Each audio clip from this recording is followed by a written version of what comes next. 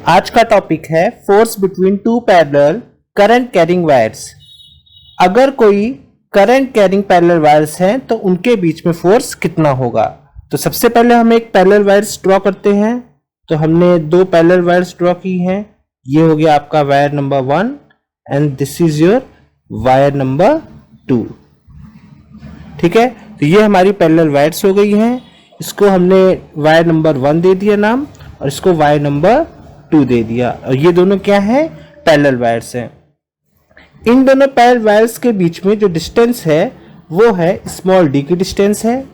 और ये जो पैरेलल वायर्स हैं ये इन्फिनिटली लॉन्ग है, माने इन्फिनाइट है, बहुत ही लॉन्ग है। तो हम क्या करते हैं कि इनकी कोई फाइनाइट डिस्टेंस L के लिए हम फोर्स की वैल्यू को फाइंड आउट करते हैं। ठीक है, तो वायर 1 में जो करंट फ्लो हो रही है डेट इज I1 की करंट फ्लो हो रही है। ठीक इसी तरीके से जो वायर 2 है हमारा, इसमें जो करंट फ्लो हो रही है वो I2 की करंट फ्लो हो रही है। तो हम जानते हैं कि अगर किसी करंट कैरिंग वायर में कोई करंट फ्लो होती है तो उसके कारण मैग्नेटिक फील्ड प्रोड्यूस होती है। तो अगर हम वायर 1 की बात करें तो वायर 1 में करंट फ्लो हो रही है तो इसके कारण क्या होगा, मैग्नेटिक फील्ड प्रोड्यूस होगी और वो मैग्नेटिक फील्ड कुछ इस तरीके से प्रोड्यूस होगी। ठीक है, ये क्या है, वायर 1 के कारण मैग्नेटिक फील्ड प्रोड्यूस हो रही है। और हम देख रहे हैं कि ये जो मैग्नेटिक फील्ड है वो सेकेंड वायर के टच कर रही है। तो अगर ये मैग्नेटिक फील्ड सेकेंड वायर को टच कर रही है तो ये क्या करेगा, इस पे कुछ ना कुछ फोर्स अप्लाई करेगा। और ये जो मैग्नेटिक फील्ड है इसकी डायरेक्शन क्या होगी, डायरेक्शन होगी आपका एंटी क्लॉकवाइज। ठीक है, राइट हैंड थंब रूल से हमने कई बार इसको देखा है कि हम इसकी डायरेक्शन कैसे फाइंड आउट करते हैं। अब हम सबसे पहले लिखेंगे कि the force the magnetic field produce by conductor 1। First conductor के कारण जो मैग्नेटिक फील्ड प्रोड्यूस हो रहा है उसको हमने लिखा B1। और हमने पता है, हमने लास्ट में पहले प्रूफिंग कर चुके हैं कि जो मैग्नेटिक फील्ड प्रोड्यूस होती है वो होती है म्यू नॉट I1 इस केस में, क्योंकि हम फर्स्ट वायर के कारण कर रहे हैं जिसमें करंट I1 की फ्लो हो रही है। Mu naught I upon 2 pi upon R होता है। तो R क्या है, दोनों वायर्स के बीच की डिस्टेंस है, तो वायर की डिस्टेंस क्या है, D। तो ये क्या हो गया, पहले वायर के कारण जो करंट प्रोड्यूस हो रही, जो करंट है उसके कारण मैग्नेटिक फील्ड जो प्रोड्यूस हो रही है उसका मैग्नीट्यूड। तो अब हमको पता है कि जब किसी करंट कैरिंग वायर में कोई मैग्नेटिक फील्ड प्रोड्यूस होती है तो वो कोई ना कोई फोर्स एक्सपीरियंस करता है। तो अगर हम वायर सेकंड की बात करें जिसमें करंट कैरिंग वायर 1 के कारण जो मैग्नेटिक फील्ड प्रोड्यूस हो रही है उसके कारण जो सेकेंड वायर है वो एक फोर्स को एक्सपीरियंस करेगा। ठीक है, तो हम यहां पे लिखेंगे दैट इज F21। इसका मतलब हुआ कि जो सेकेंड वायर है उस पे वायर 1 के कारण जो फोर्स हो रहा है वो F21 से हम रिप्रेजेंट कर रहे हैं। सो F21 हमें पता है कि किसी करंट कैरिंग वायर के कारण मैग्नेटिक फील्ड की वैल्यू होती है F equal to I L B। ये फॉर्मूला हम पढ़ चुके हैं। तो F21 की वैल्यू होगी that is F21 equal to I2 into L। B की जगह हमारा जो वैल्यू आएगी वो ये वैल्यू आएगी। सो हो जाएगा mu not I1 upon 2 pi into D। अगर हम इस L को लेफ्ट हैंड साइड पे ले जाए तो हो जाएगा F21 upon L equal to mu not I1 I2 upon 2 pi D। इसको हम लोग इक्वेशन नंबर 1 डाल देते हैं। और इक्वेशन नंबर 1 बता रहा है कि जो फर्स्ट वायर पे करंट फ्लो हो रही है उसके कारण सेकेंड वायर में पर यूनिट लेंथ पे कितना फोर्स अप्लाई हो रहा है। ठीक है, तो अब हम लोग सेकेंड वायर में करंट फ्लो होने के कारण कितना फोर्स लग रहा है हम उसका कैलकुलेशन करेंगे। अगेन यही कॉन्सेप्ट लगेगा कि अगर हमारे पास सेकेंड वायर में करंट फ्लो हो रही है तो करंट फ्लो होने के कारण ये एक मैग्नेटिक फील्ड प्रोड्यूस करेगा, और ये जो मैग्नेटिक फील्ड होगा ये कुछ सर्कुलर मैग्नेटिक फील्ड होगा। सो ये कुछ ऐसा मैग्नेटिक फील्ड प्रोड्यूस करेगा, ठीक है।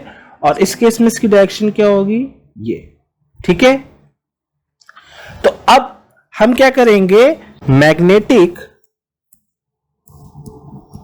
Field magnitude due to conductor 2, conductor 2 के कारण जो मैग्नेटिक फील्ड होगा उसको हमने B2 से रिप्रेजेंट किया, और B2 हो जाएगा mu naught I2 upon 2 pi D, क्योंकि अब I2 करंट के कारण हम कैलकुलेट कर रहे हैं, तो I की वैल्यू क्या हो जाएगी I2, और डिस्टेंस क्या है दोनों के बीच की, स्मॉल d। अब हम देख रहे हैं कि ये जो मैग्नेटिक फील्ड है वो वायर 1 को टच कर रहा है, तो इट मींस क्या हो गया कि वायर 1 क्या होगा, इस मैग्नेटिक फील्ड के कारण कोई ना कोई फोर्स फील करेगा। तो अब इस फोर्स को हमने रिप्रेजेंट किया F12 से, मींस क्या हो गया, सेकेंड वायर में जो मैग्नेटिक फील्ड प्रोड्यूस हुई उसके कारण फर्स्ट वायर में force. So that is equal to, F का फॉर्मूला होता है हम लोग पढ़ चुके हैं, F equal to ILB। So in this case I की वैल्यू क्या होगी, हम किसके लिए निकाल रहे हैं, वायर 1 पे निकाल रहे हैं, तो यहाँ पे I की वैल्यू हो जाएगी I1, डिस्टेंस होगी L क्योंकि दोनों वायर के लिए हमने L लिया है, और B की वैल्यू हो जाएगा इस केस में B2 की वैल्यू हम यहाँ पे रख देंगे, तो B2 की वैल्यू है mu naught I2 upon 2 pi D। तो अगर हम क्या करें कि जो राइट हैंड साइड में L आया है उसको हम लेफ्ट हैंड साइड पे ले जाएं, तो ये हो जाएगा F12 upon L equal to mu not I1 I2 upon 2 pi D। इसको हमने इक्वेशन नंबर 2 लिख लिया। तो अगर हम इक्वेशन नंबर 1 को देखें और इक्वेशन नंबर 2 को देखें तो दोनों की वैल्यूज क्या है, सेम है, ठीक है। तो मींस क्या हो गया, फोर्स पर यूनिट लेंथ की अगर हम बात करें, अगर 2 पैरेलल करंट कैरिंग वायर है that is F upon L की बात करेंगे तो इसकी वैल्यू होगी mu not I1 I2 upon 2 pi D। ये क्या हो जाएगा, formula for current carrying 2 parallel wires. अब यहाँ पे एक इंपॉर्टेंट बात ये होती है कि अगर दोनों वायर्स में करंट अगर सेम डायरेक्शन में है तो उन दोनों वायर्स के बीच में जो फोर्स लगेगा वो अट्रैक्टिव होगा कि रिपल्सिव होगा। तो जैसा कि आप इस फिगर में देख रहे हो कि अगर सेम डायरेक्शन में है तो दोनों जो मैग्नेटिक फील्ड की डायरेक्शन जो हो रही है वो लगभग सेम हो रही है, तो इस कारण क्या होगा, इस केस में जो फोर्स होगा वो अट्रैक्टिव होगा। कैसा फोर्स होगा, अट्रैक्टिव फोर्स होगा। किस केस में, जब सेम डायरेक्शन में करंट फ्लो होगी।